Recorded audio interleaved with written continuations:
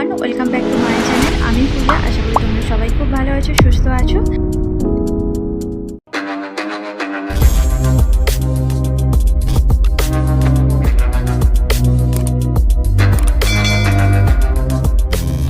আর আজকে আমি এখান থেকে এই ব্লগটা স্টার্ট করছি। এখন দুপুরে কারেন্ট চলে গেছে। আমি আর তোমাদের দাদাভাই একটু শুয়েছি, কারণ প্রচণ্ড ক্লান্ত, কারণ কলকাতা থেকে অনেকটা জার্নি করে বাড়ি এসেছি, তারপর এত রোদ গরম, আর এই গরমে যখন কারেন্ট চলে যায় না তখন অবস্থা খারাপ হয়ে যায়। আর তোমাদের দাদাভাই তো প্রচণ্ড ঘুম, ওর কারেন্ট চলে গেলে কি আর না গেলে। তাই এখন আমি শুয়ে শুয়ে কি করব, একটু বরফ নিয়ে মুখে দিচ্ছি যাতে একটু শরীরটা আরাম পায়। সকাল থেকে তো কোনো ব্লগ স্টার্ট করিনি এই গরমের জন্য, তাই ভাবলাম চলো এখন থেকে যেটুকু পারবো শেয়ার করব, সাথে থেকো। আমরা এখন লেবু তুলতে যাচ্ছি। কোথায় গো? ওই গো, কোন দিকে লেবু গাছটা? ওই তো লেবু গাছটা ওইখানে বাগানে। কি ঠপ মারছে আমাকে, আমি যেন চিনি না আমাদের বাড়ির লেবু গাছ। বেশি বেশি কথা বলে, আমার বয় কিছুই জানে না। হজুরাম ও শোনো, দেখো এই গাছটি কত বড় একটা। ওই তো ওই তো ওই তো ওই তো ওই তো ওই তো ওই তো দেখো, ওই তো মাছটা দেখতে পাচ্ছ? ওই যে এই দুটো পাতার মাঝে দেখে, এই তো একটা, এই তো একটা। দেখো কত লিচু।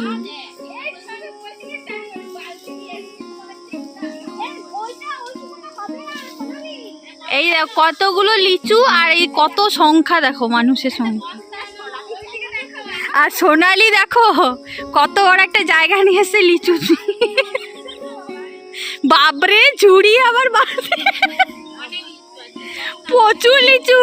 কি গো তুমি কি পাবে ঝুড়ি আর বালতির পাবে লিচু? আর লিচুগুলো কুড়াই, বুঝলে, প্রচুর লিচু আছে। দাদু লাগিয়েছিল।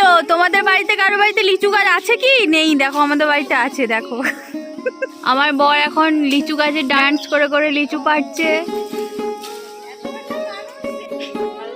দেখো কত লিচু, দেখেছো?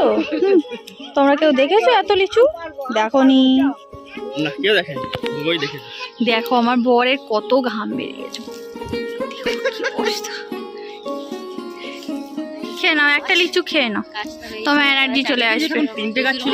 এটা একদম দেশি লিচু, বুঝলে, কোনো কিছু ওষুধ নেই, সার নেই, কিছুই নেই। কত পোকা পাখিতে খেয়ে নিয়েছে দেখো। লিচু পাড়া তো হয়ে গেছে দেখতেই পেলে, আর লিচুগুলো প্রচুর নষ্ট হয়ে গেছে, কারণ পাড়ার লোকজন ছিল না, তার কারণে পাখি প্রচুর খেয়েছে, প্রচুর খেয়ে নিচে ফেলেছে। আরও যদি 2-4 দিন আগে পাড়া যেত তাহলে অনেক কটাই লিচু পাওয়া যেত। যেহেতু বাড়িতে সেরকম কোনো ছেলে নেই, তাই গাছে ওঠারও কেউ নেই, তাই তোমাদের দাদাভাই আসতেই ঠাকুর বলল যে কটা আছে অন্তত পেড়ে নে, পেড়ে সবাই অন্তত খালে একটাও আর খেতে জুটবে না। আর ঠাকুর সত্যি কথা বলতে গাছগুলোতে প্রচুর জল দিয়ে রাখে, সারা দিন গাছের পেছনে থাকে বলেই হয়তো দুটো লিচু বলো, লেবু বলো, আম বলো, এগুলো আমরা খেতে পাই বা চোখে দেখতে পাই। তো লিচু পাড়া হয়ে যাওয়ার পর এখন আমরা চলে এসেছি আম গাছে আম পাড়বো। আম গাছগুলোতে না আমগুলো লোকে সব পেড়ে নিচ্ছে, নিচের দিকের সব আমগুলো। তো এই আমগুলো খুবই পাকলে মিষ্টি হয়, আর একটু বড় সাইজের হয় বলে এগুলো পাকার জন্য রাখা হয়েছে, কিন্তু ওই মানুষের উপদ্রবে এগুলো থাকছেই না। যেন ঠাকুর বলছে যে নিচের দিকে যত আম আছে এগুলো পেড়ে নাও, না হলে ঝড় ঝাপটা হলে এমনিতে পড়েও যাচ্ছে, লোকে তুলে খেয়েও নিচ্ছে।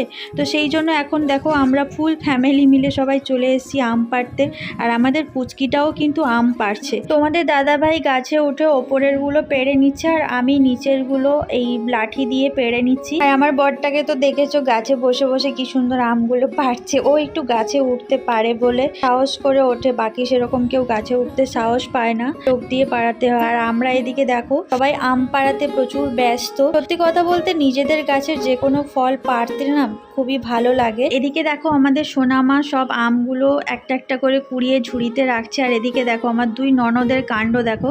আমি এই যে টানছি আর ওরা দুজন মিলে হাতে ধরবে, ক্যাচ ধরবে, তার জন্য দুজন দাঁড়িয়ে আছে, কিন্তু শেষমেশ কেউই পারলো না, সবকটা আমি মাটিতে পড়ে যাচ্ছে। আর এদিকে আমার সোনামায়ের আবদার হয়েছে সেও আম পারবে, তো আমের আঠাগুলো তো গায়ে পড়লে অনেক সমস্যা, ক্ষতি করে। এবারে তার মামা বললো যে তুমি আমাকে দাও, ওকে কোলে নিয়ে একটু পেড়ে দিই, তাহলে ও একটু খুশি হবে। আর এই যে দেখতে পাচ্ছ আমগুলো কত বড় সাইজের। সত্যি কথা বলতে দেখো, খেতে যতটা না বেশি আনন্দ লাগে, তার থেকে বেশি আনন্দ লাগে সবাই মিলে এইভাবে আনন্দ করে আম পাড়া। আর আমার তো এমনিতে যে দুটো ফল পারলাম, দুটো ফলই আমার খুব প্রিয়। লিচু আমি প্রচুর ভালোবাসি, আম তো আমি প্রচুর ভালোবাসি বরাবরই। বিয়ের আগে যখন প্রচুর আম খেতে ভালোবাসতাম, বাবা সবসময় বলতো যে তোকে আম দোকানিকে দেখে বিয়ে দেবো যাতে তুই আম খেতে পারিস। কি বাবাকে সেই একটা কথাই বলবো, দেখো বাবা, আম দোকানিকে দেখে বিয়ে দিতে হয়নি, যেখানে আমার বিয়ে দিয়েছো তাদের বাড়িতেই এত এত আম গাছ আছে। তো আম খেয়ে খেয়ে খেয়ে খেয়ে মাঝে মাঝে ক্লান্তই হয়ে পড়ি। চুরি কোথায়? সত্যি তো চুরি হয়ে গেছে, আম বাগানে ও চুরি হয়ে গেছে, ও চুরি হয়ে গেছে। এমন আমের সবাই প্রেমে পড়ে গেল, লিচুটাই ফেলে দিয়ে চলে গেল। দেখাচ্ছে কোন কোন গাছটাতে তুমি পড়েছিলে, দেখাচ্ছিল।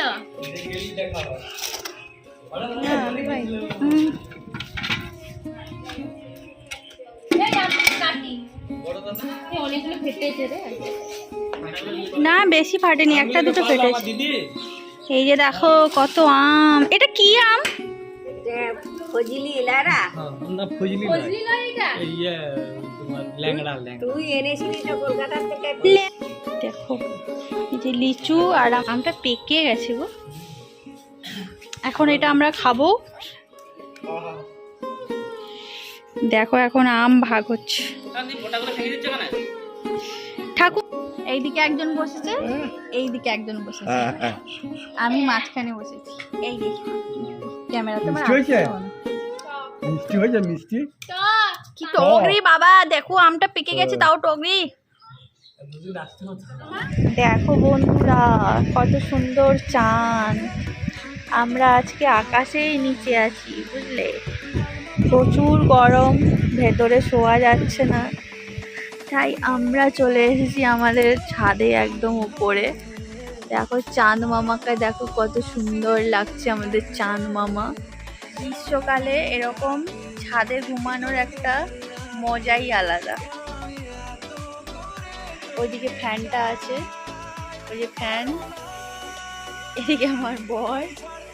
আজকে বৃষ্টি হয়েছিল সন্ধ্যে থেকে, বৃষ্টি হওয়ার ফলে কারেন্ট প্রচুর যাচ্ছিল, তারপরে কারেন্টের কি ভোল্টেজ নাকি বলতে পারবো না, প্রচণ্ড গরম, মানে রুমে তো ঘুমানো যাচ্ছে না। তারপরে প্রথমে বারান্দায় এসে শুচ্ছিলাম, বারান্দায়ও ঠিক শান্তি হলো না, তারপরে আমরা বললাম চলো একদম ওপরে গিয়ে শুই।